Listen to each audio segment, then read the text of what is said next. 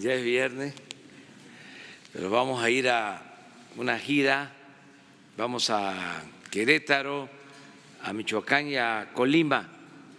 Vamos a visitar plantas de la Comisión Federal de Electricidad este fin de semana para garantizar que no haya apagones, que no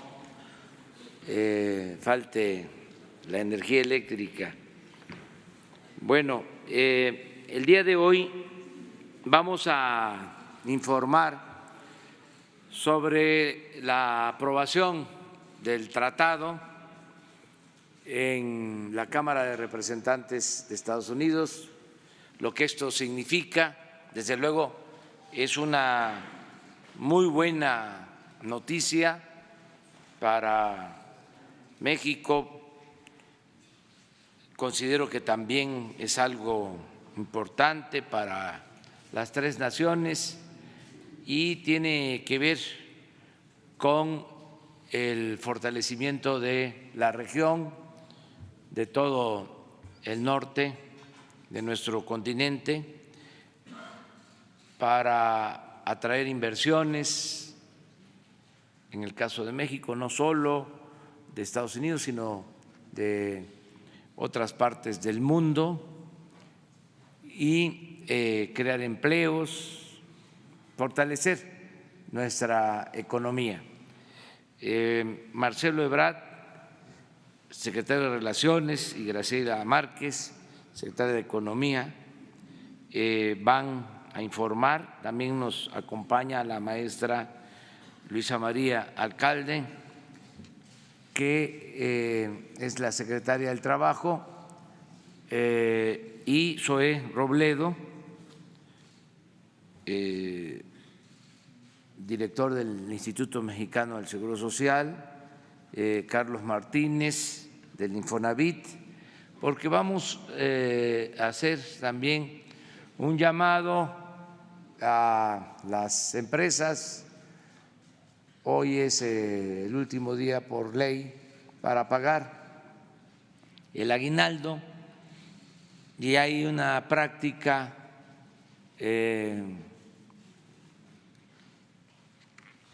no tan aceptable, no tan limpia,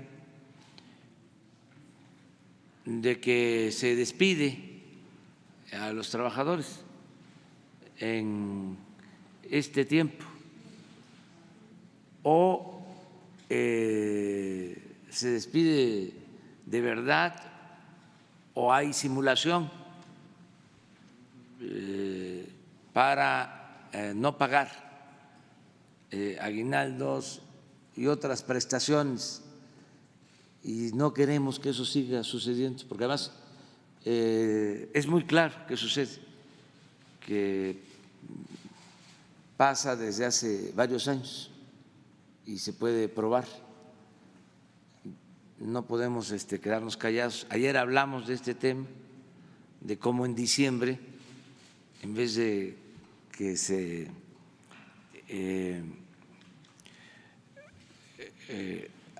establezcan nuevos puestos de trabajo, que haya nuevos empleos, se caen, pero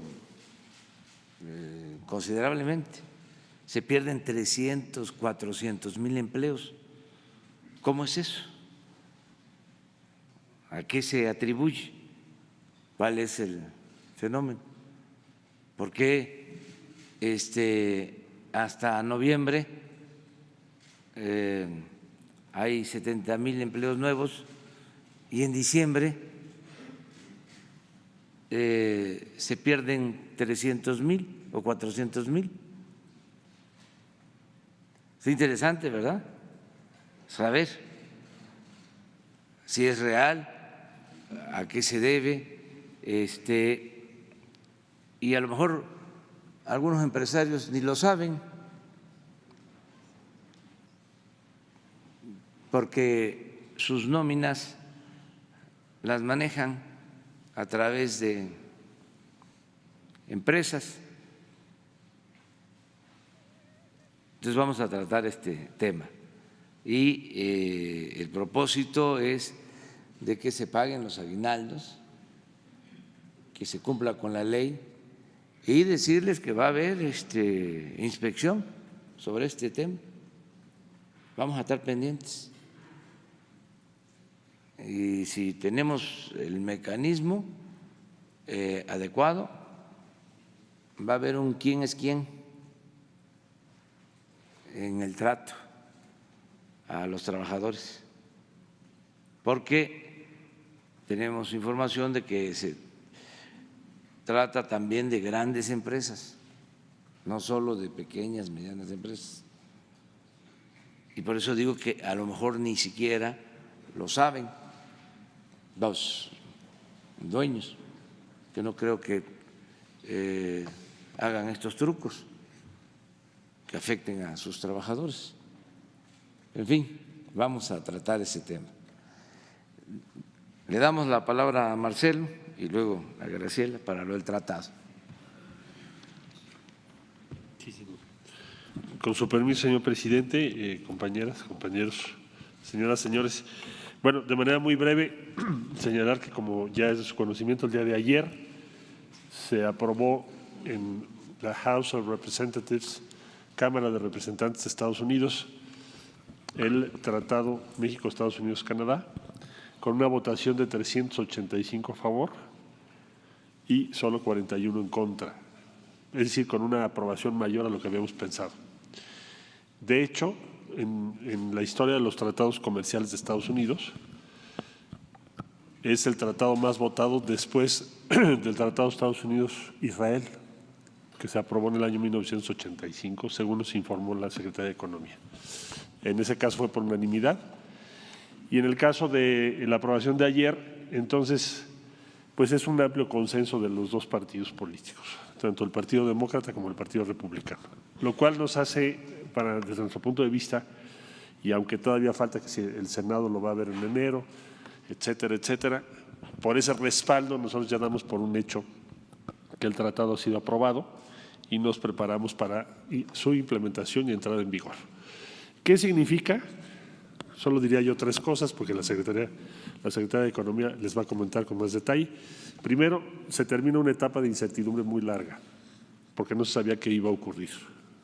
Y entonces eso hace que las inversiones se frenen, que se compliquen los procesos de decisión en favor de la creación de empleos y eso tiene un impacto importante adverso. Bueno, con esta votación eso se termina. Ahora hay certidumbre, cuáles son las reglas que vamos a tener y sobre todo, y lo más importante, que el mercado más grande del mundo sigue siéndolo. Es decir, Estados Unidos, Canadá y México, o México, Estados Unidos y Canadá, constituyen el mercado más grande del mundo. Con esta aprobación se ratifica que así es, por número, por dimensión, por magnitud. Y eso es una excelente noticia, porque tendrá un impacto muy relevante, como es obvio, en las inversiones y decisiones de las empresas. Segundo, ya se sabe cuáles son las reglas con las cuales se va a funcionar y cómo se van a resolver las controversias cuando las haya. Y eso es una excepción hoy en el mundo. No se firman tratados así, pues hace ya tiempo. Es una muy buena noticia también por eso. Y para México también muy buena noticia porque significa esencialmente empleos, inversión y desarrollo tecnológico. Empleos, inversión, desarrollo tecnológico para México. Es una muy buena noticia, excelente diría yo. En la mañana me decían que por qué excelente, por todo lo que acabo de decir. Va más allá de buena. Y le cedo el uso de la palabra a la secretaria de Economía, Graciela Márquez.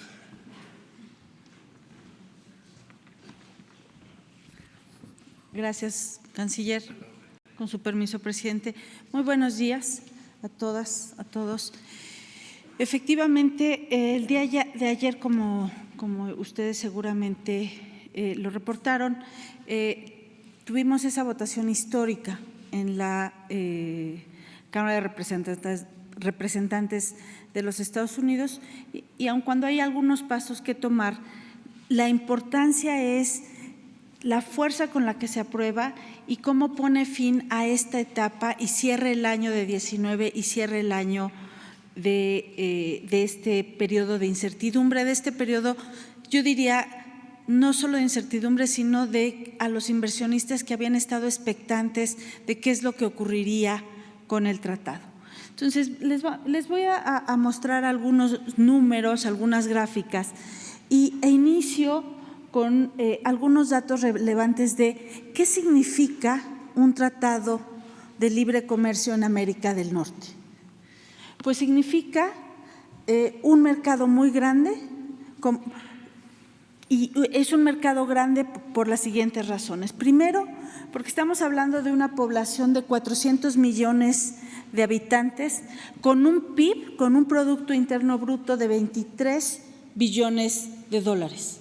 Eso es lo que hace el mercado grande, la conjunción entre la población y el volumen de producción de estos tres países. Entonces, si sumamos esto, nos da el mercado más grande del mundo. Y el comercio entre las tres economías rebasa el billón de dólares. Entonces, esa es la importancia de este tratado que se firma originalmente, entra en vigor originalmente en el 94 y que hoy nos permite que los flujos comerciales y que los flujos y la integración productiva, porque no solamente se trata de comercio, se trata de una integración productiva, que los procesos ya se localizan en los tres países y que hay esta integración productiva en un mercado muy grande. ¿Y por qué la importancia del mercado muy grande? Porque ese va a ser un atractivo a inversores fuera de la región. Entonces, la región en sí misma se hace atractiva para que inversionistas europeos, inversionistas asiáticos, inversionistas de otras partes del mundo vean la importancia de invertir en América del Norte para acceder a ese mercado tan grande. La siguiente, por favor. ¿Qué podríamos esperar del nuevo TEMEC? Pues lo que podríamos esperar, para responder a esa pregunta, tenemos que ver qué es lo que ocurrió en el periodo previo cuando operaba el Telecán. Lo que tendríamos que esperar es un aumento de la inversión. Vean ustedes cómo aumentó la inversión estadounidense en México, la parte beige. Pero vean también que esa inversión norteamericana fue acompañada de esto que les decía, de que es un factor de arrastre. Atrae más inversión de otras partes del mundo. ¿Por qué? Por la posibilidad de acceder al mercado de América del Norte. La siguiente.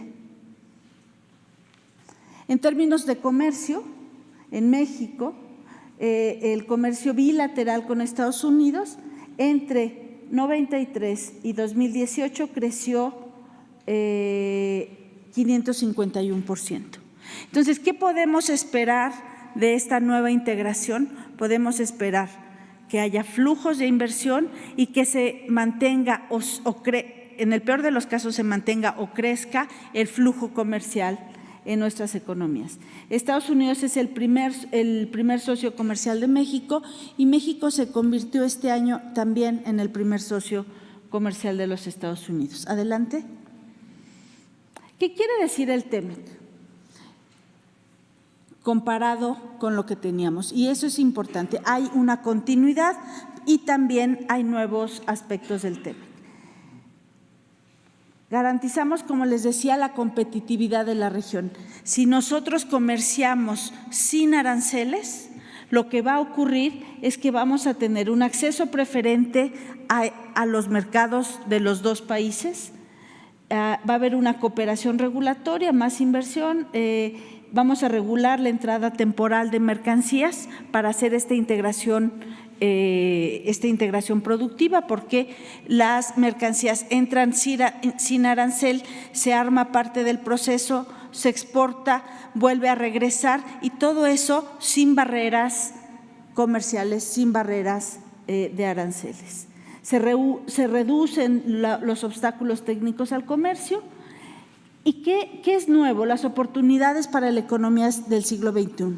Se ha hablado mucho de la modernización del tratado y básicamente está en la parte de la propiedad intelectual, el respeto a los inventores, a las patentes, que pueda entonces incentivar más patentes, más desarrollo tecnológico y por ende más productividad. El comercio digital, un asunto que no existía en el 94, cuando inició el tratado previo, y una mejor integración en servicios financieros, que también va a traer beneficios a México. Y da, como ya se dijo acá, certidumbre al comercio, a las inversiones, se definen perfectamente reglas para las empresas propiedad del Estado, los mecanismos de solución de controversias que ya mencionaba el canciller. A partir de principios de diciembre de este año, el sistema de solución de controversias de la Organización Mundial de Comercio quedó sin efecto porque no se han nombrado a los jueces. Entonces, todos los países del mundo no tienen hoy esa posibilidad de acudir a la Organización Mundial de Comercio a dirimir sus controversias. Se está trabajando en ello. México está tratando de que, como miembro de la OMC, se impulse una formación de este jurado. Pero hoy por hoy no hay este mecanismo de solución de controversias. El TLC nos incorpora este mecanismo de solución de controversias con nuestros socios, tanto con Canadá como con Estados Unidos, impulsa la competencia y regula compras públicas. Y finalmente, unos temas que han sido menos tocados y que tal vez convendría en algún momento, nosotros en la Secretaría de Economía vamos a hacer un folleto, una explicación sobre temas que han sido menos tocados. Se da un apoyo a pymes, a las pequeñas y medianas industrias. Y aquí conviene recordar que el 99% de las empresas mexicanas corresponden a este sector, 99%. Entonces es importante que el tratado incorpore a las pymes y que le dé espacios dentro de esta integración comercial y productiva. Se incluyen también asuntos de género, los derechos laborales, que sí se han tratado ampliamente, tiene algunos candados de anticorrupción, exige a las empresas que participen, que no haya prácticas corruptas y se protege el medio ambiente. La que sigue, por favor, y es la última. Simplemente para decirles qué es lo que había y qué es lo que pasó. Lo verde oscuro son los capítulos que ya existían en el Telecan y que fueron modernizados, a los que se les introdujeron cambios. Y los más claros, los azul claro, son los que son completamente nuevos en este tratado y que habla efectivamente que hay continuidades, hay rupturas, hay cambios y también hay pues esta modernización necesaria. Entonces, y para concluir, las noticias de ayer, las noticias de la aprobación en la Cámara de Representantes son muy buenas noticias. Creemos que hoy los inversionistas tienen reglas claras, saben qué va a ocurrir en la región de América Latina y lo que saben es que va a continuar un tratado exitoso, una integración productiva y que en México trabajaremos con el sector privado para cumplir con los periodos de transición, para apoyar esta integración, para apoyar industria automotriz, acero, pero también apoyar servicios financieros digitales, comercio digital y cumplir y aprovechar el tratado como una plataforma de desarrollo, no solamente comercial, sino también regional y que traiga desarrollo a todas las partes de México. Muchas gracias. Pues, ¿ustedes?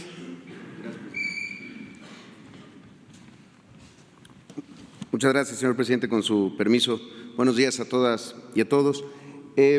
Como lo saben, el tema del empleo a final de año tiene algunas explicaciones que tienen que ver con factores estacionales de la propia economía. Sin embargo, hemos ido detectando otros elementos que podrían responder a otro tipo de prácticas, como ya lo mencionó desde el día de ayer el señor presidente, temas que pueden pasar por el aguinaldo, pero también cuestiones de evasión y discontinuidad de los derechos de los asegurados en el Seguro Social. Es una presentación para ver un poco el panorama y algunas de las estrategias que estamos lanzando. Todos los cierres de año, debido a estos factores, pues se registran caídas de empleos y que están muy vinculados al crecimiento observado entre enero y noviembre. Eso es lo que explica muchas veces la magnitud. En promedio, en los últimos años se pierden alrededor de 270,000 empleos en diciembre de cada año. ¿Sí pueden pasar a la siguiente? En los últimos 10 años, este promedio en la tasa de crecimiento de empleo entre enero y noviembre es de alrededor de 5.2% y la caída está alrededor de menos 1.5% respecto al nivel alcanzado en noviembre. Aquí la siguiente nos empieza a llamar mucho la atención. Justamente a partir de que se empezaron a llevar a implementar y a esparcir por muchos lados estas prácticas de subcontratación, el famoso outsourcing que busca evadir, ha habido una mayor participación en la pérdida de diciembre de los empleos permanentes. Es decir, si vemos solamente 2018, el 66% de los empleos que se perdieron en 2018, que fueron cerca de 378,000, fueron de trabajadores permanentes y 34% de trabajadores eventuales. Esto lo podemos ver de dos formas. Si lo vemos por tipo de empresa, si pueden pasar a la siguiente, hay más disminución de empleos en empresas asociadas al rubro educativo, escuelas y comercio, en particular tiendas departamentales. Algunos de ellos se puede explicar a partir del fin del ciclo escolar, toda vez que también en junio ocurre una disminución en este sector de la economía, pero también respecto al comercio y a las tiendas departamentales, con el incremento de la demanda previo a las fiestas decembrinas. Aquí la secretaria Graciela no me deja mentir que en noviembre, pues muchas veces las tiendas departamentales tienen una contratación importante de trabajadores eventuales justamente por el Buen Fin y el inicio de las compras navideñas. Esto incluso se puede sostener en la primera quincena de diciembre, pero después empieza a caer. Ahora, si lo viéramos por sector en esta parte de abajo, en los últimos 10 años, 4 sectores han sido los que explican entre el 80 y el 95% de la caída estacional observada en diciembre de cada año: la transformación, los servicios para empresas, la construcción y, como lo mencionaba, el comercio. El sector de la construcción es el que más disminuye. Sin embargo, y esto también es muy interesante, en los últimos años el sector de la transformación también ha ido adquiriendo una importancia significativa. La siguiente gráfica también explica mucho de esto, porque si lo observamos acá, el mayor número de caídas de diciembre, esto es 2018, 128,000 empleos, corresponde a empresas de más de 1,000 trabajadores, es decir, son empresas muy grandes. Si lo vemos, empresas entre 251 y 500 va disminuyendo. Efectivamente, entre 51 y 250 empleados tiene un número importante, pero entre 6 y 50 va disminuyendo, e incluso empresas de menos de 6 empleados, que como ya se ha dicho aquí, pues participan muchísimo de la economía, no tienen una disminución tan importante. Lo que resulta interesante es ver cómo ha ido creciendo la disminución del empleo en diciembre, particularmente en empresas grandes y, como les mencionábamos, particularmente en estos rubros de la economía. Si pueden pasar a la siguiente. ¿Cuáles son algunas de estas estrategias que hemos estado trabajando junto con la Secretaría del Trabajo, con el Infonavit y el Seguro Social? Una tiene que ver por sectores. El sector agrícola, por ejemplo, como se sabe, los jornaleros agrícolas tienen siempre una vulnerabilidad adicional, ya que no existe acceso efectivo a la seguridad social, dado que no tienen continuidad laboral debido a los propios ciclos agrícolas. Sin embargo, hay algunos sectores y algunas modalidades que han ido dando buenos resultados. El tema de los cañeros, por ejemplo, que tienen un pago anual anticipado, lo cual, aunque trabajen solamente en la época de la zafra, en el temporal, no se discontinúan, por decirlo de alguna manera, sus derechos, ya que están cubiertos durante todo el año y sobre todo alcanzan niveles de empleo arriba del salario mínimo y en ese sentido no pierden sus derechos, no pierden la seguridad social. Adicionalmente a eso, para poner un ejemplo, si un jornalero trabaja durante 4 días a la semana y su ingreso es superior al salario mínimo, pues se podría pagar su aseguramiento con base en su salario real mensual y con ello tener derecho al aseguramiento durante todo el periodo completo, lo que le daría acceso efectivo a la seguridad social. Un poco el mismo modelo como está operando en el proyecto, en el programa piloto de las trabajadoras del hogar. No importa cuántos días, sino si lo vemos de manera anual, hay continuidad en el ejercicio de sus derechos y en la provisión de los mismos. Otros elementos que estamos haciendo es flexibilizar esquemas de incorporación al Seguro Social con el propósito de permitir la inclusión de nuevos tipos de contratación, nuevos esquemas como de aseguramiento para generar incentivos en la conservación de derechos para trabajadores que cesan su relación laboral y que se convierten en trabajadores independientes o autoempleados con derecho a pagar seguridad social. Aquí hay un esfuerzo importante que se debe trabajar tanto tecnológicamente como en algunas partes del marco regulatorio para que aquellas personas que reciben ingresos a través de plataformas digitales, por ejemplo, o como trabajadores independientes, puedan ser sujetos al aseguramiento del Seguro Social en función de los ingresos que perciban y con ellos se permita la continuidad del aseguramiento de estas personas que entran y salen al mercado laboral. Es decir, hay una parte que también corresponde a que nosotros flexibilicemos y hagamos mucho más sencillo este proceso y no haya afectaciones en la cobertura de seguridad social. Ahora, una parte importante y que estamos trabajando de manera coordinada ya desde hace algún tiempo es la revisión por sectores específicos de manera coordinada entre Infonavit, la Secretaría del Trabajo y el IMSS para determinar si estas bajas derivan de actividad propia del ciclo económico de la empresa o si lo que está ocurriendo realmente es una simulación con la finalidad de evadir cuotas obrero-patronales. En ese caso, estamos preparando y se enviarán cartas de invitación para uno, propiciar la autorrevisión del cumplimiento de las obligaciones en materia de seguridad social y también pues para que haya un entendimiento de que si hay una práctica de esta naturaleza pues no se va a permitir. En caso de identificar esquemas agresivos de evasión, iniciaremos facultades de revisión conjunta entre el IMSS y el Infonavit. Estas cartas están empezando ya a ser remitidas a estos sectores y estos segmentos donde se puede identificar que pudiera haber este comportamiento. También se están enviando correos electrónicos masivos a los patrones por parte tanto de la Secretaría del Trabajo, el Infonavit y el IMSS, señalando las implicaciones de la baja de trabajadores que no estén asociados al entorno propio de la actividad, sino como parte de esquemas de evasión de contribuciones.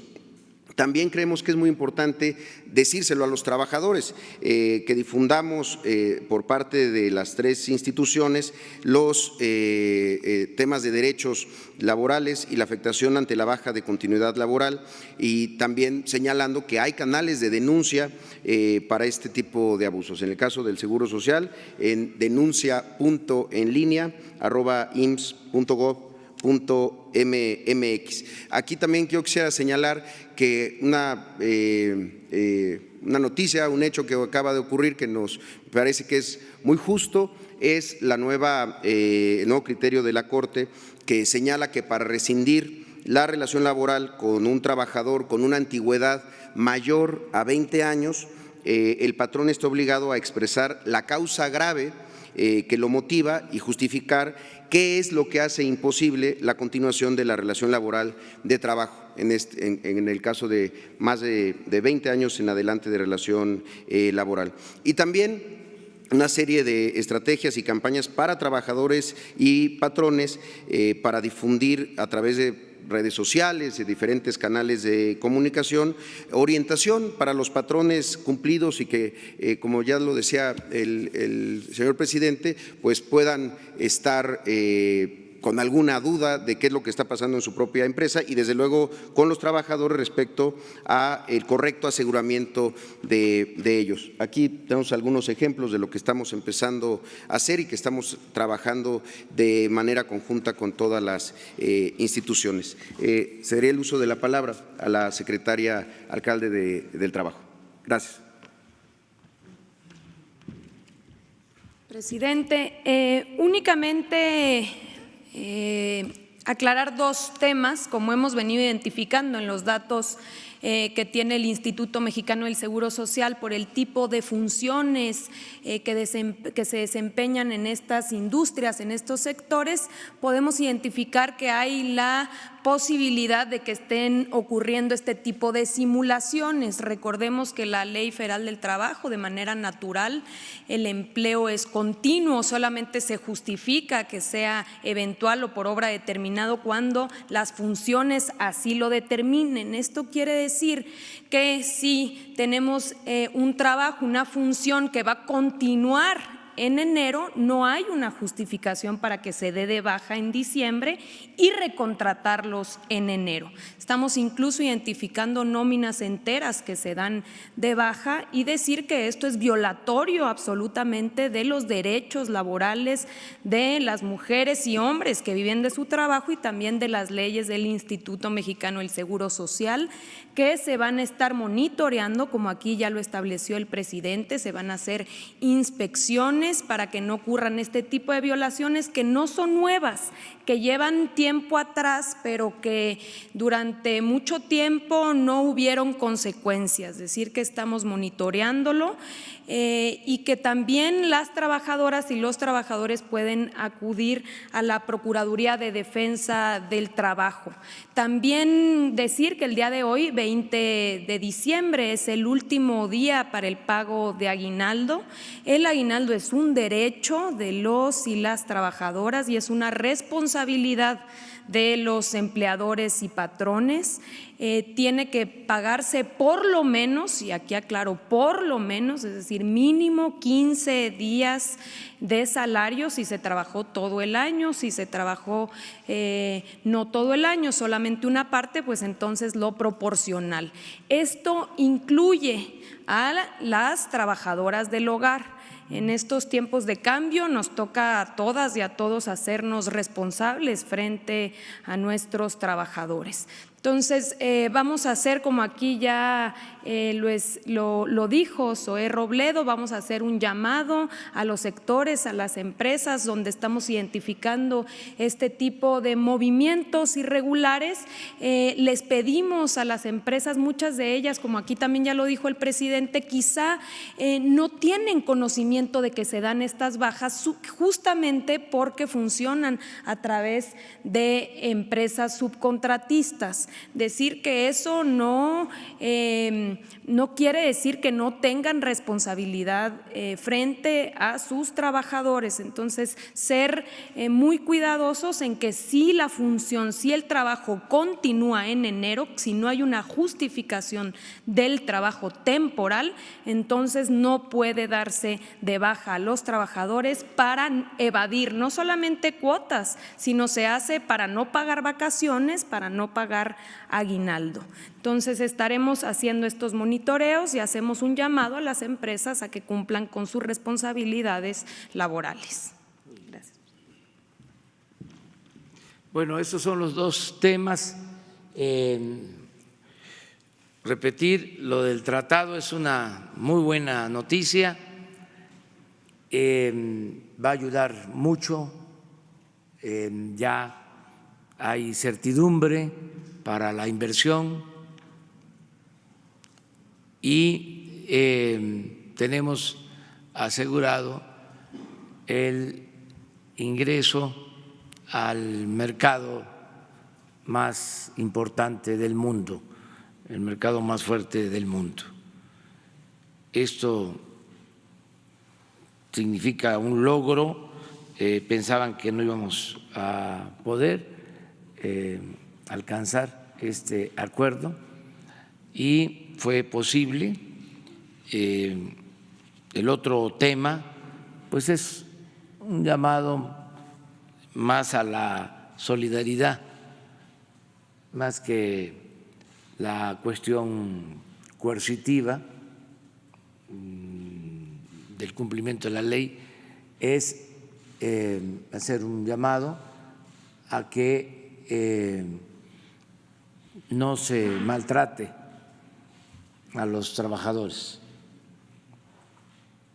mujeres y hombres, y que no se les regateen sus derechos, sus prestaciones en este fin de año.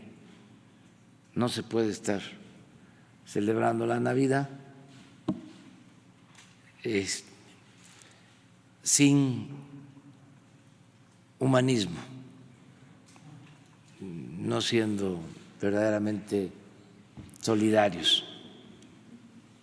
Ahí queda eso. Muy bien, abrimos, quedamos que izquierda. Vamos a ver si es cierto. Sí. Señor presidente, buenos días. Rodolfo Montes, de Central FM, de Pedro Ferriz de Con y Alberto García Zarubi. En este sentido, presidente, en Notimex, desde principios de este año y hasta la fecha, despidos vergonzosos. No hay indemnización, no hay justificación para despedir a los compañeros. Un compañero que se accidentó, Héctor Álvarez, el Chato, en una de sus giras, apenas se reincorporó, ¡pum!, fulminante su despido. Hay un llamado ahí a San Juana Martínez para que recapaciten, para que se les liquide, y a la secretaria del Trabajo en ese sentido también, ¿cuántos trabajadores del aparato del Estado mexicano han denunciado al gobierno de la 4T precisamente para dirimir esta relación laboral y que se les liquide conforme a derecho? Y si este llamado no solamente es a las empresas, sino también a los funcionarios públicos que tomaron la decisión de liquidar, de despedir a los trabajadores, pero sin indemnización alguna y que están en los tribunales. Esa es mi primera pregunta, por favor, presidente. Sí, a todos. Es más, el gobierno está más obligado a cumplir con la ley y proteger a los trabajadores. Hay que ver los casos. En el caso de Notimex ha habido mucha polémica y hay posturas a favor, en contra, y se permite, ¿no?, a todos que se expresen, tanto a la directora como a los que no están a favor de lo que está haciendo. Es muy importante señalar que la directora de Notimex es periodista de oficio y periodista comprometida con causas sociales. Se ha distinguido por eso durante mucho tiempo. Buena periodista.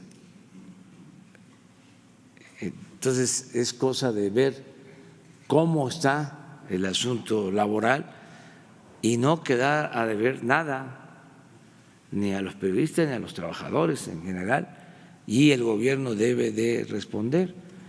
y no sé cómo están las demandas sobre trabajadores. Sí, se tienen demandas presentadas por despido injustificado en la Junta Federal de Conciliación y Arbitraje que se están dando trámite. También se están abriendo espacios justamente de diálogo y conciliación en el caso de la directora y de los grupos inconformes. También existe ya un emplazamiento que ha sido notificado para el caso de Notimex y desde la Secretaría del Trabajo estamos justamente generando estos diálogos para que sea a través de la conciliación y del diálogo que se pueda llegar a acuerdos y sobre todo que se respeten los derechos de los trabajadores, incluso aquellos que hayan sido despedidos, que sea en su caso con alguna justificación y de no ser el caso que se respete pagando todos sus derechos. Entonces se están abriendo esos espacios de diálogo, incluso hoy estaremos en la Secretaría tratando este tema y se le está dando seguimiento. ¿Cuántos casos aproximadamente son? No quisiera equivocarme, pero me parece que hay cerca de 15 demandas presentadas en la Junta, a reserva de que pueda darle el dato, el dato pero concreto. ¿Del gobierno en general no tiene el dato? Depende de si es apartado A o es apartado B. Recordemos que en la Junta Federal de Conciliación y Arbitraje se presentan únicamente en el caso de demandas privadas o en este caso de organismos públicos descentralizados. Todos los demás se presentan ante el tribunal. Bien, muchas gracias, presidente. Y mi segunda pregunta tiene que ver pues con estructuras criminales, empresas. Anabel Hernández, una compañera periodista, en su libro El Traidor, ahí refiere que el Mayo Zambada tiene todo un serial de empresas avaladas inclusive por su gobierno y que hay hasta condonación de impuestos en algunas de estas empresas del Mayo Zambada, el verdadero líder del cártel de Sinaloa, y también le están haciendo la competencia a sus programas sociales en algunas regiones del país. El Mencho, el señor de los gallos, el líder del cártel Jalisco Nueva Generación, está repartiendo despensas navideñas, celebrando el Año Nuevo ya, ¿no? Entonces, ¿qué nos puede decir al respecto, presidente? Y muchas gracias. Pues eso sí calienta, no. Aunque hay frío. No tenemos nada que ver con esas organizaciones. Una de las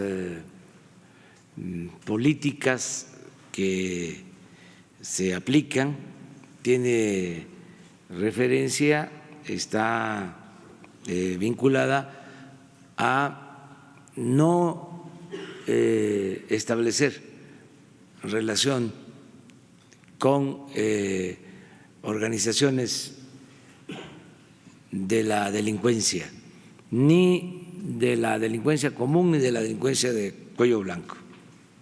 O sea, no tenemos nada que ver. Está prohibida la condonación de impuestos,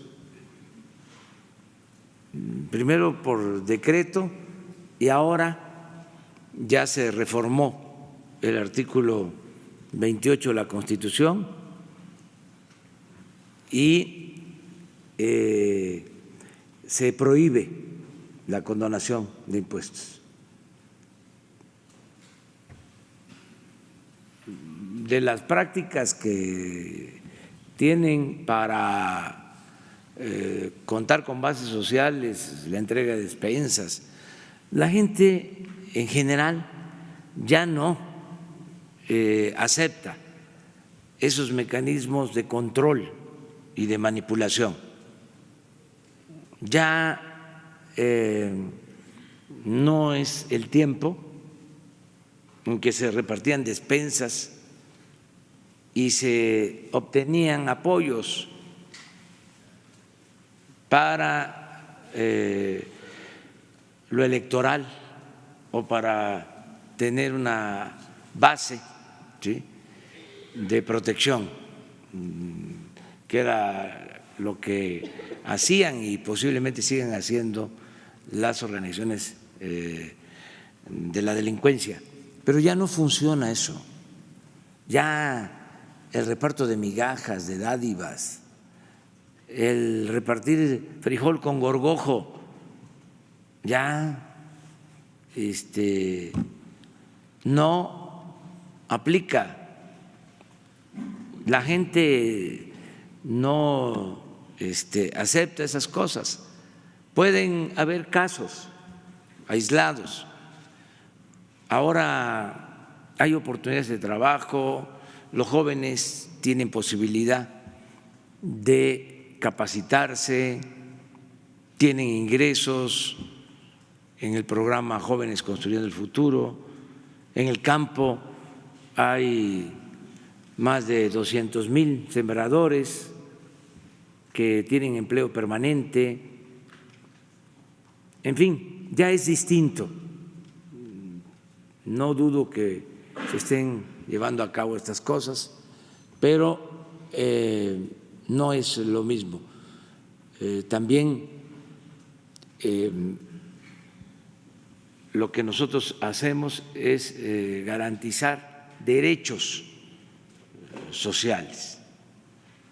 No es dádiva, no es la entrega de migajas, es garantizar derechos que tienen los ciudadanos, el derecho a una pensión, el derecho a una beca, el derecho al trabajo, el derecho a ser felices.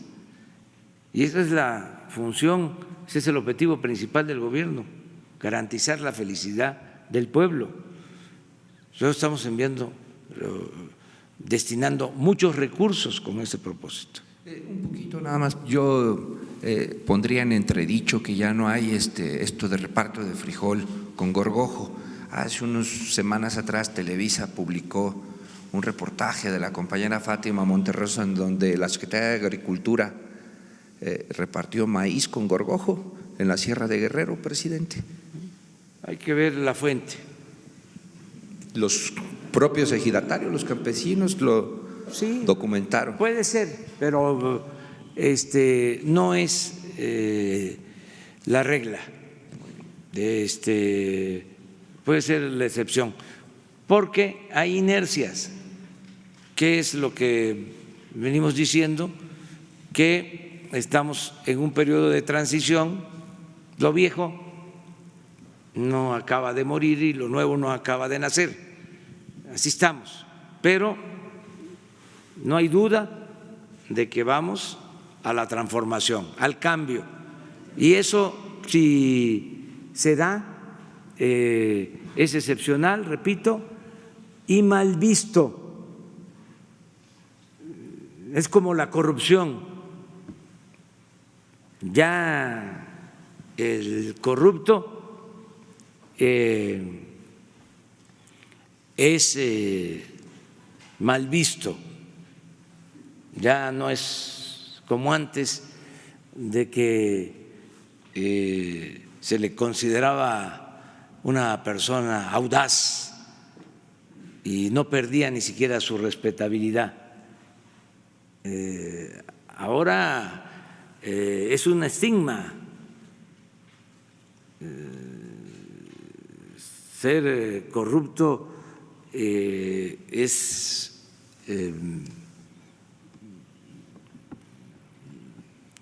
una mancha permanente que no se quita.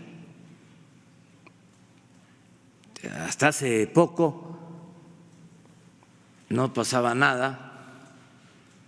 Es más, hagan un análisis, una revisión de los discursos en el periodo neoliberal, 36 años, y busquen en todos los discursos oficiales cuántas veces se mencionó la palabra corrupción. Y estoy seguro que fue mínimo. Van a encontrar más que palabras, por ejemplo, crecimiento. pero mucho más. Cambio estructural.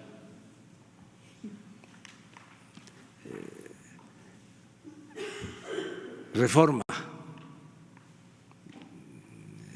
energética, reforma fiscal, reforma laboral. Eso era lo que predominaba. Corrupción no existía. Anticorrupción tampoco. No. Austeridad, menos. Imagínense si se iban a morder la lengua hablando de austeridad cuando se daban la gran vida. Aviones, helicópteros, usaban los helicópteros hasta para ir a jugar golf. Todo eso que se padeció hasta hace poco. Entonces, sí hay un cambio, desde luego es un proceso, todavía hay resistencias, pero ya no está de moda la corrupción. Antes robaban y ni siquiera perdían su respetabilidad. Siempre usaba yo en los discursos el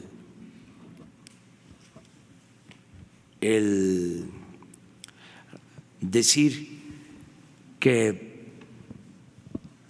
se educaba a los hijos, no en todos los casos, pero se les decía: estudia para que cuando seas grande seas como don fulano, un reverendo ladrón.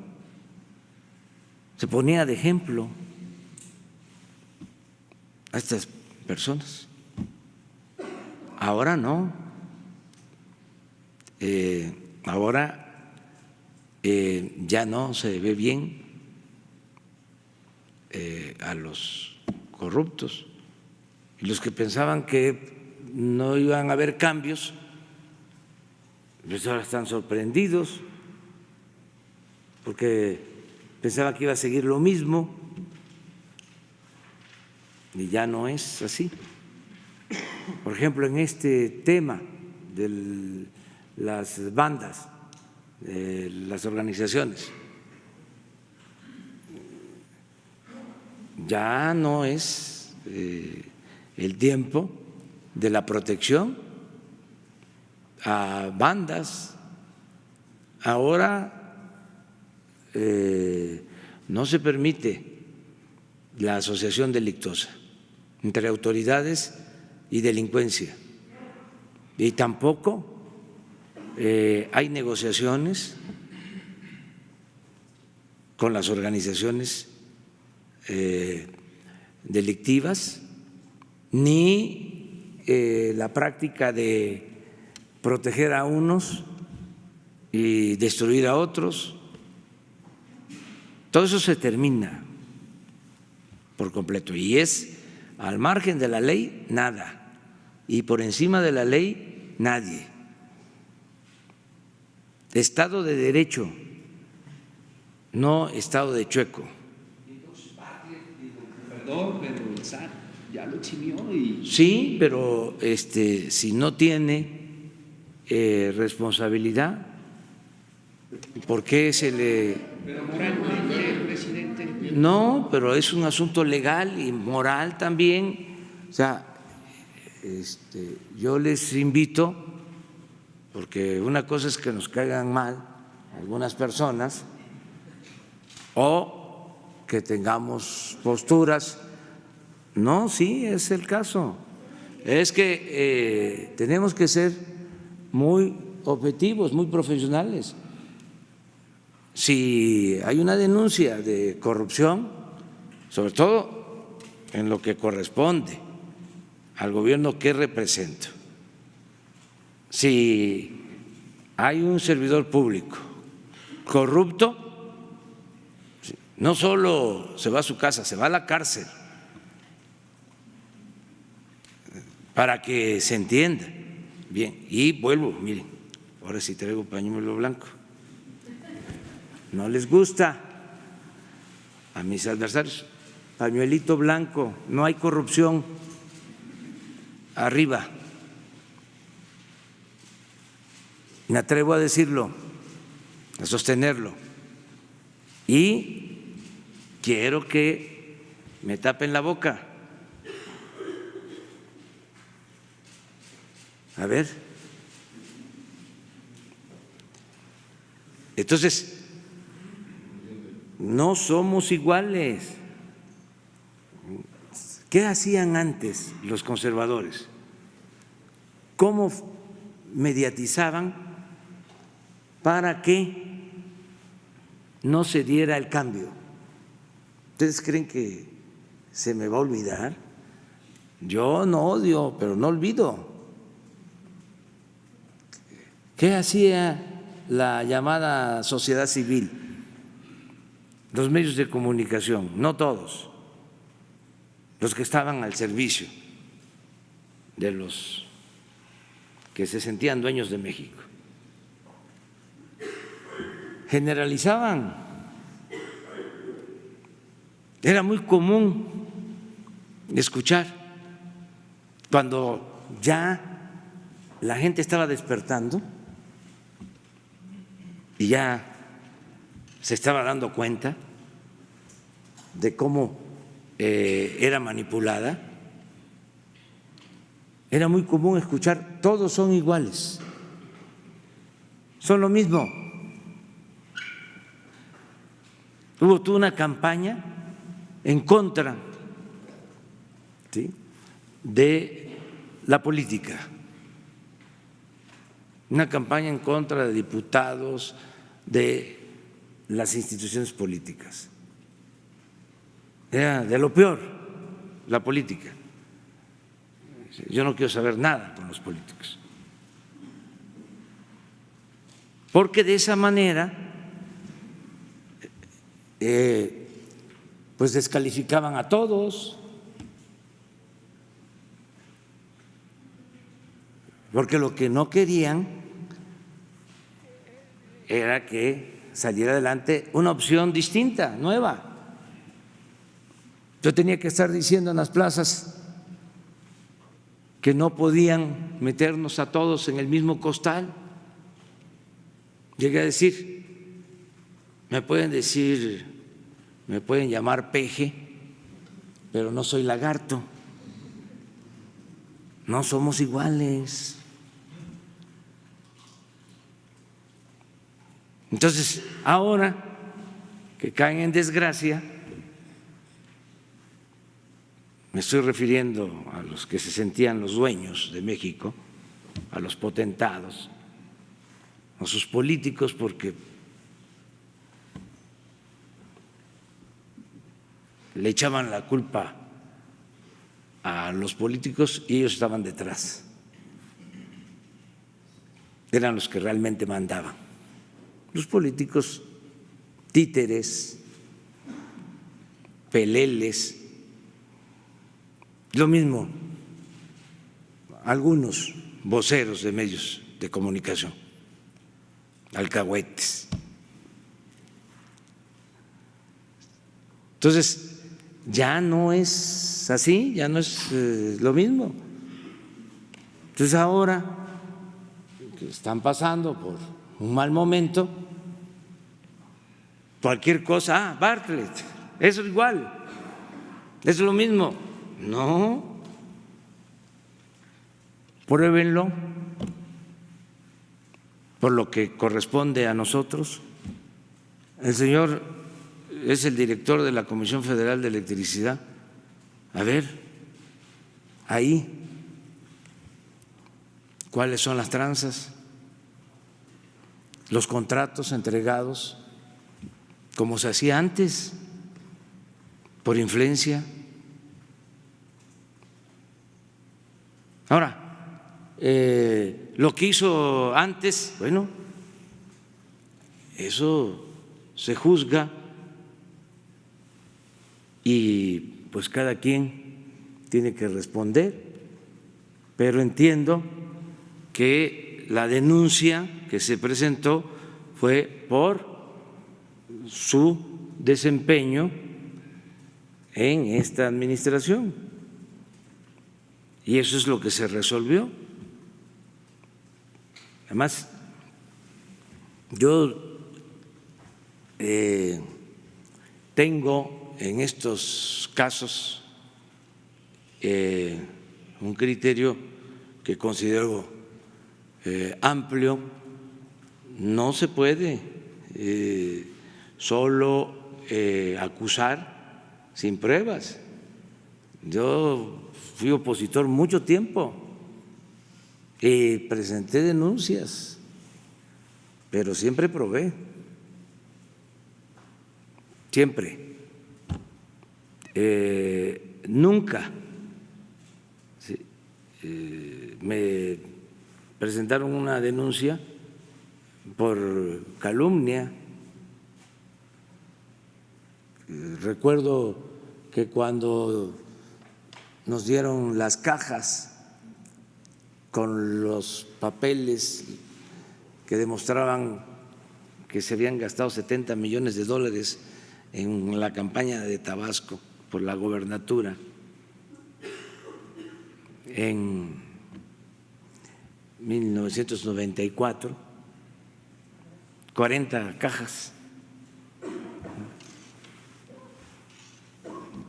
porque era muy ordenado el contador, y dejó, me acuerdo, carpetas de estas verdes de archivo con las copias de todas las pólizas de cheque, los estados de cuenta. Dijeron que nos iban a demandar porque eran falsas. Y hace poco uno de los que aportó declaró de que eran ciertas las pruebas que se presentaron. Me acuerdo cuando el FOBAPROA, el presidente del Consejo Coordinador Empresarial en ese entonces, que no voy a mencionar su nombre por respeto, hice la denuncia de lo que significaba el FOBAPROA y di una lista de todos los beneficiados del FOBAPROA y salió a decir que me iba a demandar un dirigente que luego fue presidente de la República. Lo mismo, defendiendo el FOBAPROA. Lo que pasa que se olvidan las cosas. Entonces son muy buenas estas conferencias, porque parecemos disco rayado, nos repetimos mucho, pero ayuda a no olvidar ciertas cosas. Pero en fin, eso es.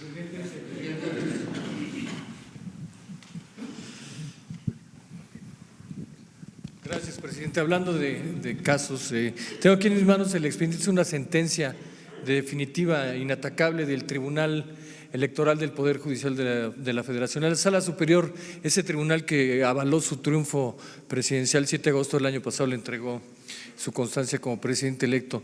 Este tribunal resuelve el pasado 25 de septiembre, presidente, que usted debe sancionar a su vocero presidencial porque incumplió la veda electoral de la elección del pasado 1 de junio.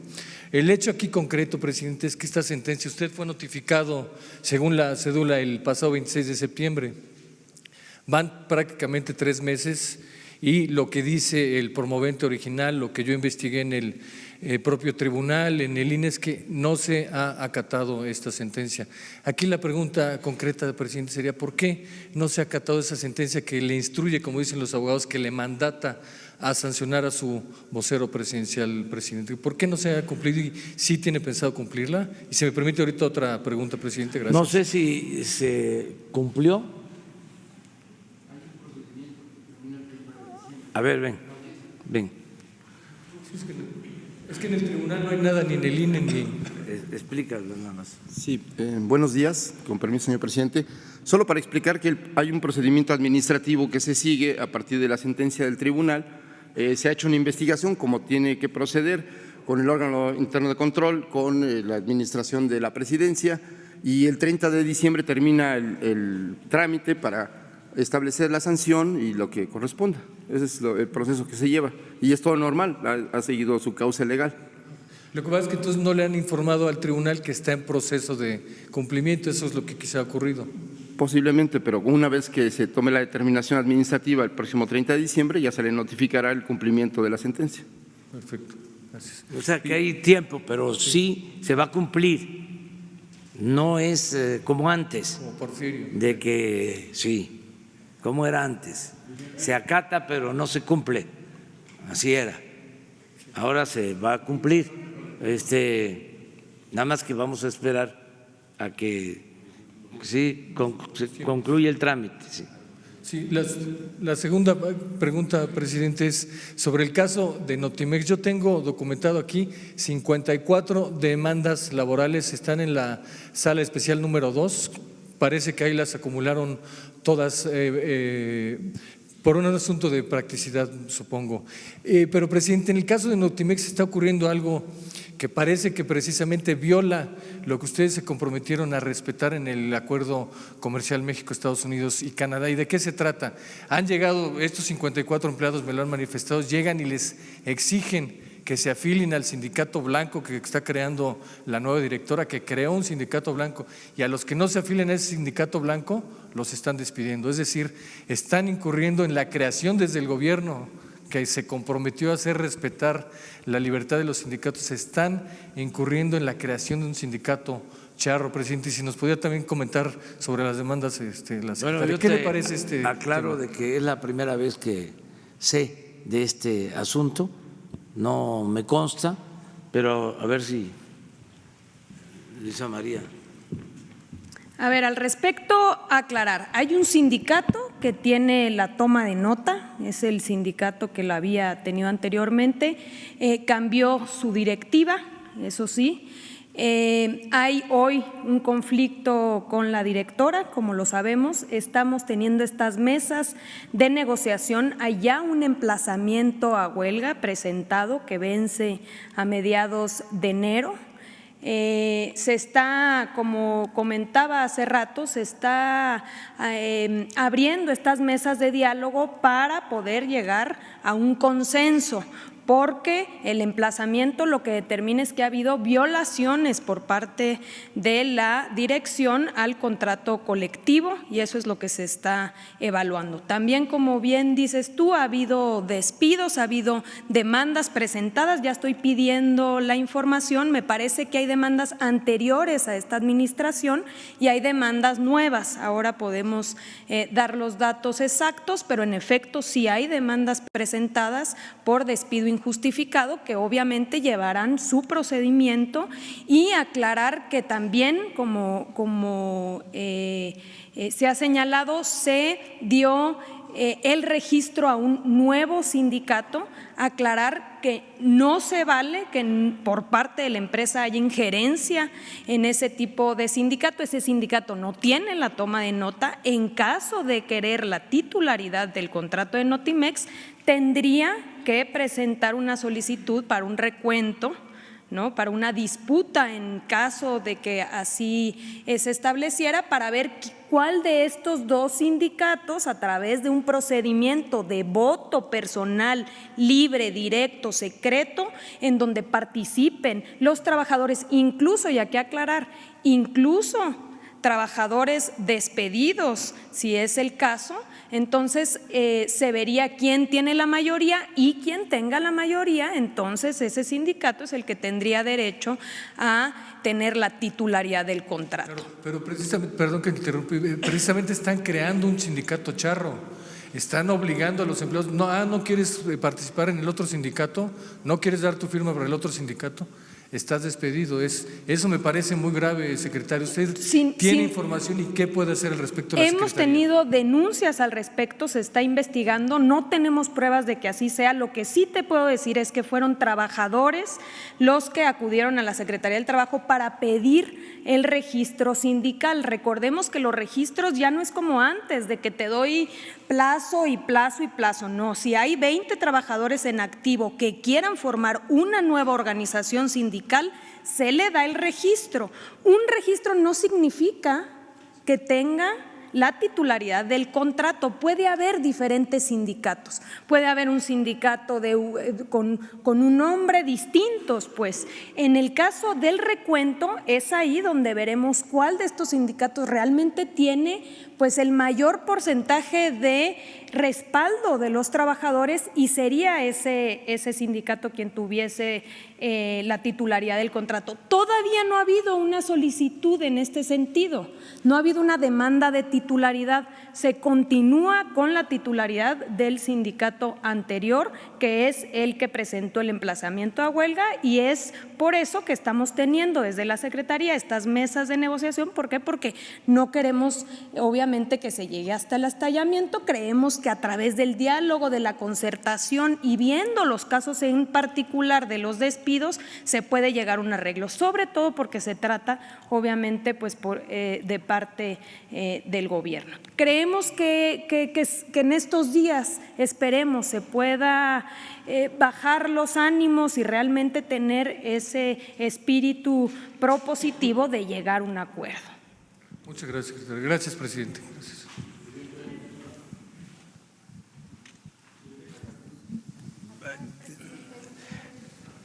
No es el tiempo por la derecha.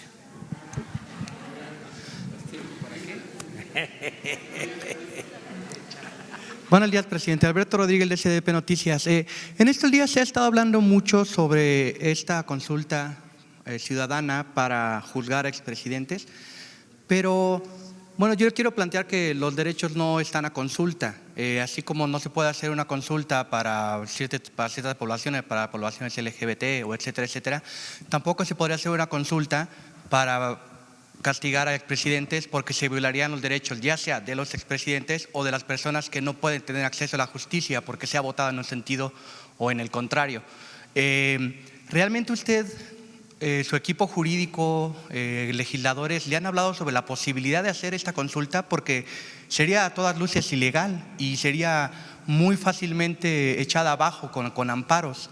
¿Usted ha hablado realmente con alguien sobre la posibilidad de hacer estas consultas?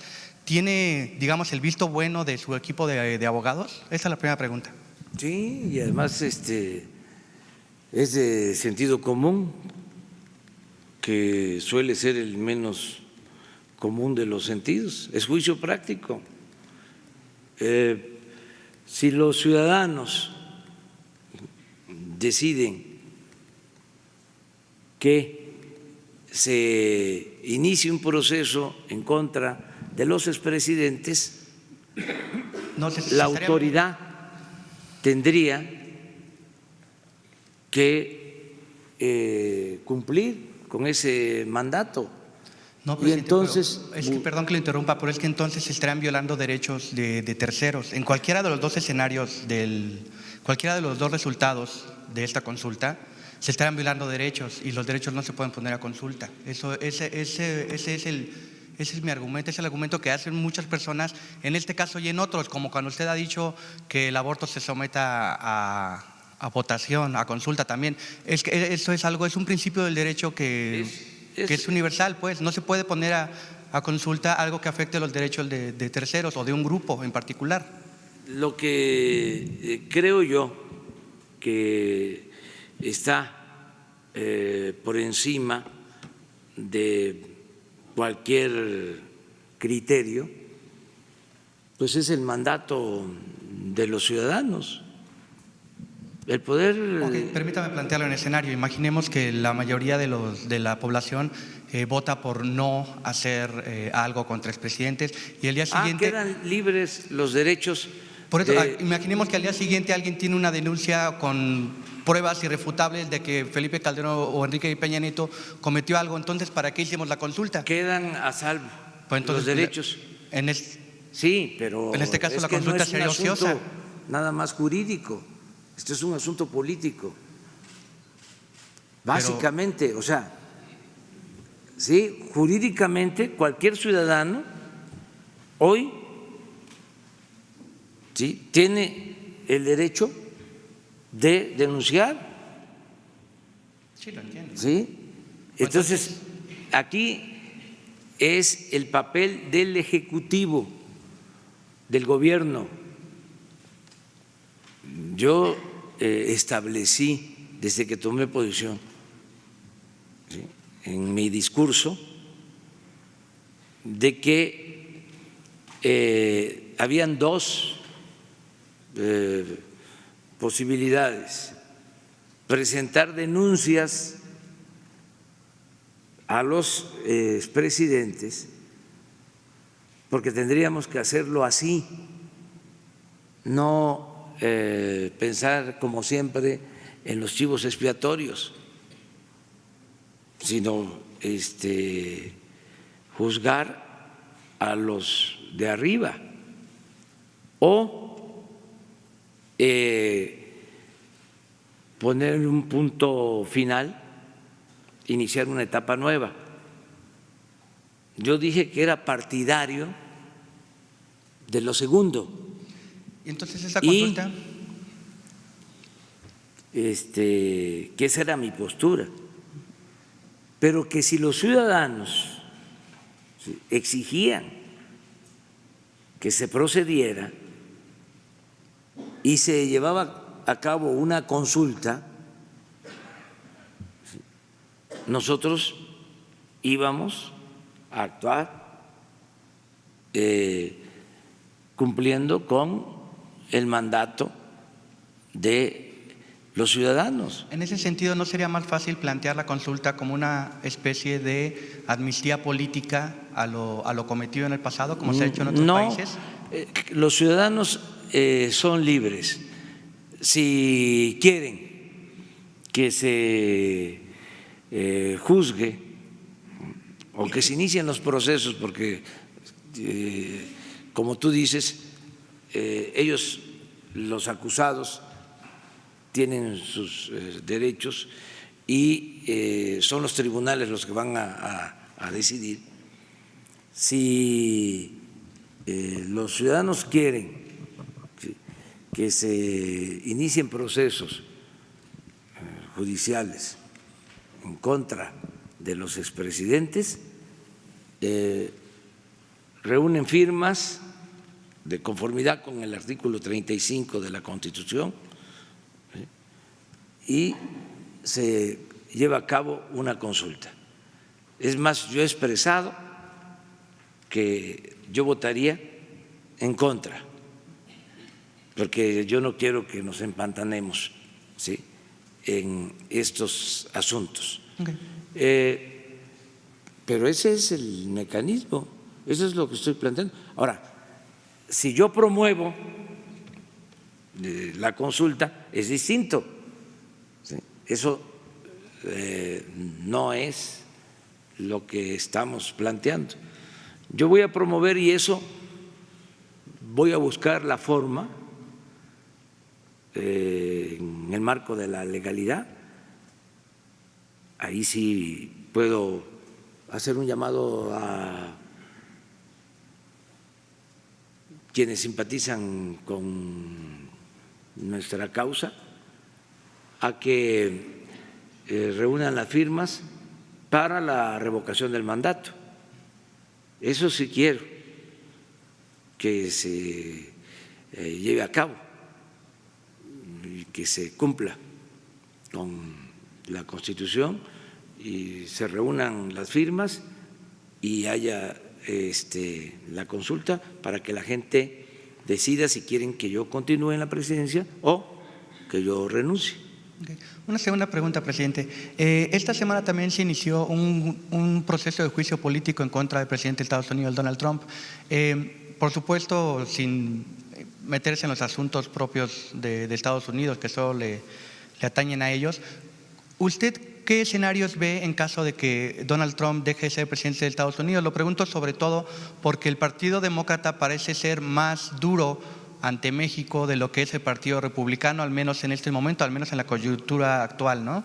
Y bueno, y en una pregunta un poco más amable, muchos ciudadanos quieren saber si se va a tomar vacaciones y cuándo tomaría vacaciones, porque usted casi no se toma días libres. Esas dos preguntas, por favor. Bueno, mire, lo del proceso en Estados Unidos hay que observarlo, pero con respeto.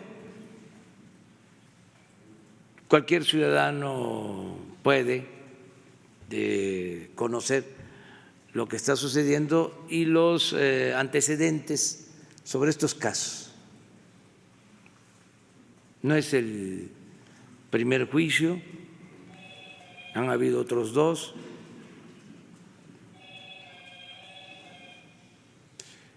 En el caso del presidente Clinton,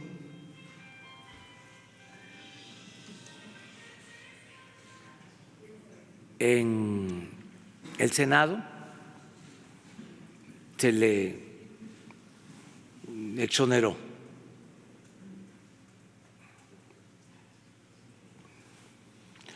Acerca de si son republicanos o demócratas o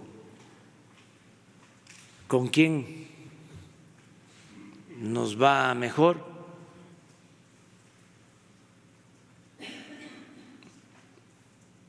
pues es relativo.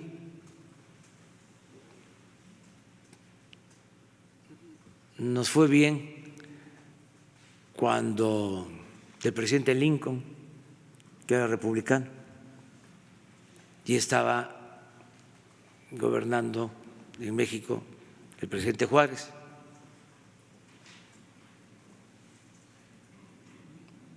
No nos fue muy bien, claro que no.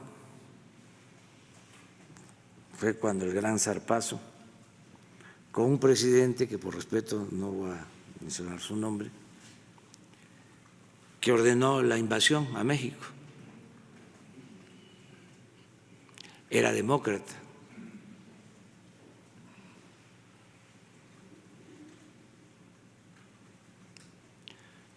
No fue bien con un demócrata en la época de la expropiación petrolera, con el presidente Franklin Delano Roosevelt, ese sí, lo menciono. Y ya sobre los últimos mejor no hablamos. La verdad es que a nosotros nos ha ido bien en la relación. Nos han tratado con respeto, tanto demócratas como republicanos, de manera muy especial. Hemos contado con la colaboración y el respeto del presidente Trump. Y no es un asunto personal, no es cómo me trata como presidente de México, sino cómo trata a nuestro país. Esto va más allá de la amistad.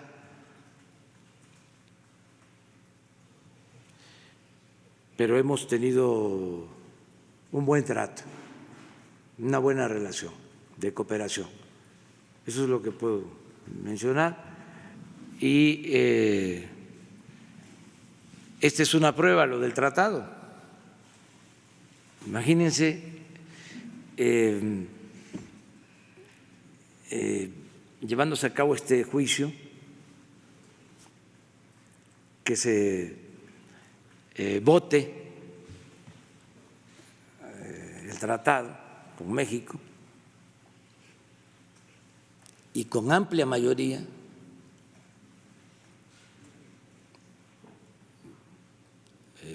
se apruebe. Fue algo importantísimo el día de ayer. Si esto pasó en la Cámara de Representantes, pues en el Senado está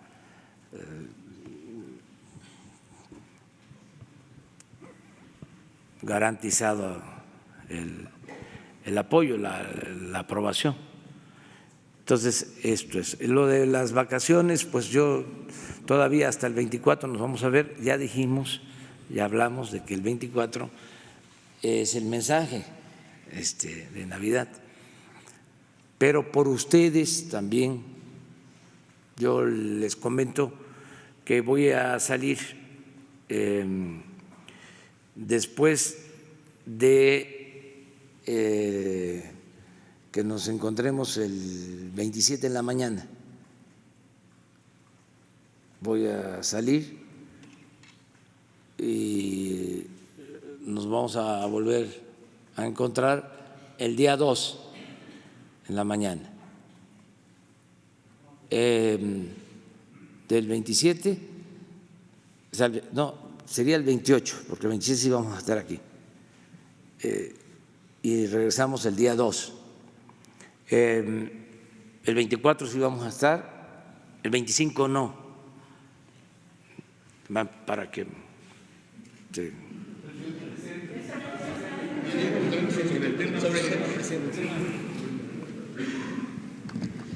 Buenos días, Hans Salazar, ZMG Noticias, presidente, Grupo Político Zócalo Virtual. Preguntar sobre el tema que se están planteando. ¿Cuál es el cálculo de evasión en las cuotas obrero-patronales que se tienen hasta ahora? ¿Considera que mejorar la atención del IMSS podría estimular estos pagos y evitar la evasión? Si es así, ¿qué avances se tienen en la mejora de los servicios en el IMSS? Y bueno, aprovechando también la presencia aquí del titular de Infonavit, ¿qué avances tiene el saneamiento de Infonavit en los adeudos? ¿Cuántos créditos se dieron este año y cuántos se proyectan para el próximo año con las nuevas reglas hacia los trabajadores? Bueno, soy el director de Infonavit. Muchas gracias, señor presidente.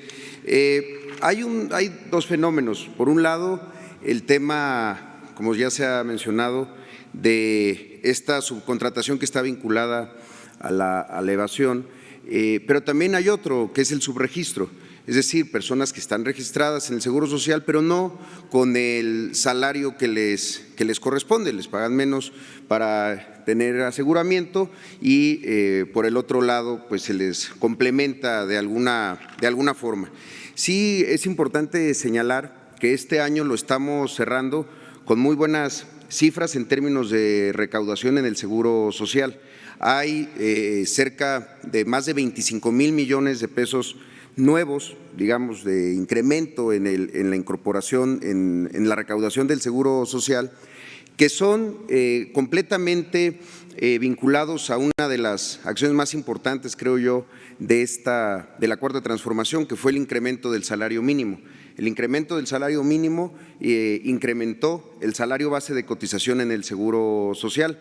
Aquí en este mismo lugar la secretaria alcalde lo mencionaba el día del evento de anuncio del incremento al 20%, que había llegado a niveles de 4.5 de incremento del salario base de cotización y hasta 8% en la frontera norte. Por eso nosotros hablamos siempre de un promedio de todo el país de cerca de 6.4% de incremento del salario. Esto desde luego incrementa el porcentaje de cuotas y nos tienen en un buen número en términos de recaudación. Desde luego que eso tiene que verse reflejado con que nosotros demos un mejor servicio y por eso es que el presupuesto del Seguro Social estuvo muy enfocado en el tema de las contrataciones nuevas de personal, una convocatoria que se lanzó hace algunos días, se acaba de cerrar el 15 de diciembre, aprovecho para comentar, fue muy exitosa, se abrió por primera vez de manera transparente, libre, cualquiera podía ingresar a la página de internet del Seguro Social y buscar por especialidad, médicos, enfermeras, por localidad y poder hacer su planteamiento. Fue al cierre de cerca de 96,000 registros con todo y documentación. Fueron más de 100,000, pero de personas que no acabaron su registro o no completaron la documentación, pero son como 96,000 registros. ¿Esto qué implica? Pues que tenemos ya una base de datos para buscar a esos médicos, enfermeras que tanta falta nos hacen, porque la clave es que el Seguro Social tiene en su despliegue territorial, en unidades de medicina familiar, en hospitales de segundo y de tercer nivel, instalaciones o una capacidad instalada que muchas veces no se aprovecha en su totalidad. Ya lo ha dicho también el presidente, el tema de los fines de semana, incluso horarios nocturnos. Ahí es donde estamos concentrando nosotros el esfuerzo, en lograr pasar el próximo año 2020, en el inicio de este proyecto, de 16,000 cirugías programadas solamente en fin de semana a 64,000 cirugías en fin de semana, cirugías programadas. Y en el tema de consulta de especialidad, pasar de cerca de 400,000 consultas de especialidad en fin de semana nada más a cerca de 900,000, es decir, el doble. Esto debe de ayudarnos a disminuir los tiempos de espera, tanto para cirugía programada como los tiempos de espera para consulta de especialidad. Apostarle a la gente. Se dejaron de hacer ese tipo de contrataciones, no se abrían las plazas e incluso hay hospitales que durante muchos años fueron creciendo en su capacidad de número de quirófanos o de consultorios, pero no crecían sus plantillas. Hospitales que en el papel decía que era de 80 camas, pero en los hechos era de 160. Entonces, es lo que estamos haciendo. Nosotros creemos que tenemos que mejorar siempre el servicio, es la instrucción también del presidente, fortalecer y mejorar el servicio, pero que nunca se ponga como pretexto para violar derechos de los trabajadores y las trabajadoras de nuestro país. Gracias. ¿Por qué no aprovechas también para informar sobre los 3 programas? Claro que sí, presidente. Con su permiso, presidente, y aprovechando, por supuesto, decirles nada más con el tema que anunciamos el día de hoy. Hace poco firmamos un convenio de colaboración el IMSS y el Infonavit para el área de recaudación fiscal. Estaremos coordinando, por supuesto, todas las auditorías fiscales entre las empresas, tanto el IMSS como el Infonavit revisan todas las empresas con base en el número de registro patronal y estaremos viendo todo eso en conjunto. Sobre lo que ya decían o preguntaban, y entiendo que la pregunta va en el sentido de los rezagos de pago de los trabajadores, decirles que el índice de cartera se mantiene estable en un 8%, que es lo que se venía observando en periodos anteriores. Decir algo que además es muy significativo para nosotros. Las personas recordarán que el Infonavit cobra los créditos a través de la nómina, es un cobro automático, pero quien pierde el empleo lo puede pagar por su cuenta. Este año hemos observado que incrementó el flujo de los trabajadores que pagan por su cuenta en un 5.4%. Nosotros vemos eso como un signo positivo de gente que está confiando en el instituto, pero que además estamos dando más opciones de pago a los trabajadores. Sobre las metas de crédito, decirles que al 30 de noviembre se habían colocado 490,000 créditos, que eso es, vamos exactamente igual a la proyección que se había planteado al inicio del año, o sea, vamos al 100% de la meta que se había cumplido. Tenemos que esperar los datos del cierre de diciembre para tener el dato final de colocación del año. Para 2020 se pretenden colocar 529,000 créditos y hace poco en la asamblea del 6 de diciembre se presentó el Plan Estratégico 2024, donde se plantea un crecimiento anual del sector del 4% para llegar hacia el final del sexenio con una colocación de 3.3 millones de créditos y una inversión de 1.5 billones de pesos, que es lo que aprobó la asamblea y que creemos que es un signo positivo, y todo bajo una administración, como lo hemos hecho, basada en la austeridad. Decirles el presidente que desde que llegamos nos comprometimos a reducir 2,000 millones de pesos al presupuesto, cerramos el año con una reducción de 2,300, pero también con ahorros generados por otros 3,000 millones de pesos. Y sobre los programas, presidente, ¿qué nos decían? Ahí recordarán que presentamos en este mismo espacio el pasado 6 de febrero el programa de responsabilidad compartida, que lo iniciamos el 1 de marzo.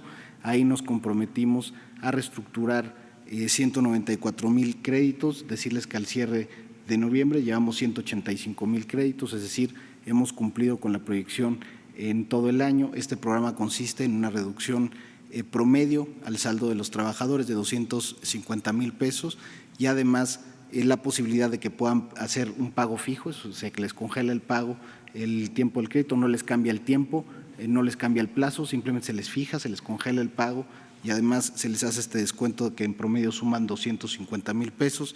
El otro programa que nos pidió el presidente y que instrumentamos a partir de septiembre fue el programa 90-10, donde aquellos trabajadores que hubieran cubierto el 90% de su saldo se les descuenta el último 10%, y ahí decirles que la proyección que hicimos con el presidente, el compromiso fue de llegar a 40,000 familias para el último trimestre del año, pero decirle, presidente, y eso creo que no lo habíamos dicho aquí públicamente, se llegó a 49,000, precisamente porque muchas familias llegaron y siguieron pagando. O sea, todos estos programas animan a la gente a pagar y a generar una cultura del buen pago. En total, solo por los 2 programas que impulsamos con esta administración y de la mano del presidente, se reestructuran 234,000 créditos en el año, que es verdaderamente histórico en el instituto porque nunca había habido programas de esta naturaleza y se suman a lo que hace normalmente en la reestructuración de créditos, y al final del año pues hemos atendido a 1,300,000 personas en beneficiarlas con sus créditos. Muchas gracias, presidente. Mire, para hablar sobre el Infonavit es muy importante lo que acaba de mencionar el director, de cómo ha avanzado lo de la reestructuración de créditos. Si repites la cantidad de créditos reestructurados. Los 2 programas son 234,000. Del primero de reestructuración. 185,000 créditos reestructurados. Y se puso en práctica el programa de descontar el 10% a los trabajadores que llevaban pagando el 90%. Es decir, que si ya tenían pagados el 90% de sus créditos, se les descontaban los últimos 10% restantes del crédito. Y en este caso, 49,000 se han beneficiado. Otro dato importante es el que no ha habido desalojos, porque se terminó con la práctica perversa de entregar las llamadas carteras vencidas a coyotes, a despachos de abogados. No todos los despachos de abogados son deshonestos. Estamos hablando de grupos que hacían su agosto desalojando a la gente. Hay pruebas de esto. No ha habido desalojos en el tiempo que llevamos. Se terminó con estos abusos. Y algo que da pena decirlo, pero que ayuda, ¿no?, a entender las cosas. En la anterior administración, en el Infonavit, el sueldo más alto era de 700,000 pesos mensuales. Se rayaban 700,000 pesos mensuales, entre sueldo, compensaciones, gratificaciones, riesgo, desgaste físico, mental, etcétera, etcétera, etcétera. ¿Cuánto ven estos sueldos? sueldo es de 107,500, presidente, como nos comprometimos aquí desde febrero. 107,500. 107,000, bueno. El Infonavit, Sí. la liberación de las hipotecas. No se escritura porque hay que pagar todavía un adicional para liberar la hipoteca. ¿Por qué no hincan ahí el diente para A ver, condonar pero la liberación? no pasemos a eso. Solo subrayemos de 700,000 a 107,000. Ahora contéstale ahora ya lo que... Bueno, ahí nada más aclarar que todos los trabajadores que ganan menos de 7,000 pesos es el instituto quien cubre todos los gastos notariales. De hecho, renovamos recientemente el convenio con el Colegio Nacional del Notariado y además abrimos, eso nos ayudó la Secretaría de Gobernación, abrimos también el padrón a otros notarios no vinculados al Colegio Nacional. Antes se tenía una exclusividad y eso hacía que hubiera menos notarios que pudieran participar en la escrituración de los créditos del Infonavit, y además se quitaron estas tarifas fijas que había con el notariado y se estableció un precio máximo para que los notarios se fueran para abajo. Lo que estamos cuidando en los estados es que efectivamente los notarios compitan hacia la baja para ofrecer mejores condiciones a aquellos trabajadores que ganan más de 7,000 pesos. Y los que ganan menos de 7,000 pesos es el Infonavit quien estamos pagando la cancelación de las hipotecas. Nos vemos el lunes. El lunes. Segunda pregunta. El Segunda lunes. pregunta.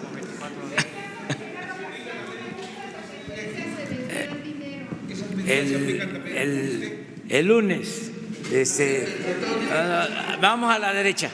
El lunes a la derecha y empezamos contigo. Por respeto. Bueno, adelante, más adelante.